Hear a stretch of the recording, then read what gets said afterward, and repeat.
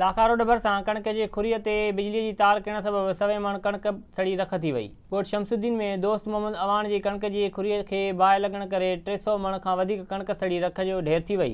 मुतासिर दाईंदे चयो त बिजलीअ जे अमलदारनि जी बेध्यानी सबबि खुरीअ में पियल समूरी कणक सड़ी वई आहे, जंहिं सबबि खेनि लखें रुपयनि जो नुक़सानु पहुतो आहे। मुतासिर दाईंदे चयो त वापडा ख़िलाफ़ कार्रवाई करे थियल नुक़सान जो अज़ालो करे बदहाली खां बचायो वञे। ऐं हीउ तक़रीबन 5 खां 6 एकड़े जो हुयो तेरो, जेको असांजो ॿिया हिकिड़ा हारी हेठि थ्रेशर बि हले सभु उड़ाई आहे। घर में को बि नंढा ॿारनि खां सभु ॿियो केरु मौजूदु कोन, सभु नंढा ॿार चौथी वारी में हुया अंदरि। पंहिंजे ख़बर त रहे पई त चवनि था देरे खे मुकमल बाहि लॻी वई। मूंॾे बि पोइ वरी आड़े पाड़े वारो फ़ोन कयो त चया तुंहिंजे देरे खे बाहि लॻी आहे।